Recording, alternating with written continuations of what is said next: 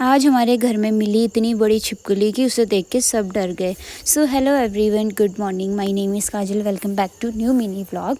सो आज दिन की शुरुआत हो रही थी लंच बनाने से। मम्मी ने राजमा की दाल रखी हुई थी पकाने के लिए और बाहर चूल्हे में आग भी जली रही थी, तो मैंने बाहर चूल्हे में इस दाल को छौंक दिया था। सो दाल बन के हो गई थी रेडी। फिर मैं चली गई थी थोड़ा सा अपने पीछे, घर के पीछे हमारा थोड़ा सा यहाँ पे जगह थी, तो मैंने पहले यहाँ पे अच्छे से साफ़ कर लिया था।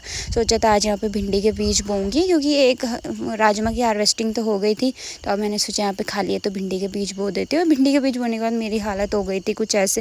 इसके बाद तो मैं सीधे नहाने के लिए चली गई थी। नहाने के बाद फिर मैं चली गई थी मट्ठा लेने के लिए रंजूर के यहाँ पे। सो मट्ठा वट्ठा घर में लाई, चावल वगैरह चढ़ाए, तो लंच बन के भी हो गया था रेडी, राजमा चावल विद मट्ठा।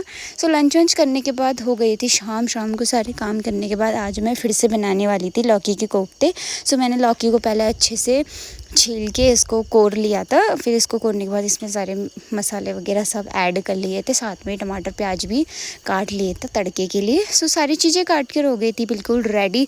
फिर चूल्हे में पहले जलाई आग। आग जलाने के बाद कढ़ाई को पोता, कढ़ाई भी चूल्हे में चढ़ा दी थी। और पहले बाहर चूल्हे में बना रही तो अंदर से तो पहले पूरा सामान बाहर में सारना पड़ता है, तब जाके कुछ होता है। तो सबसे पहले मैंने कोफ्ते तल लिए थे फटाफट से।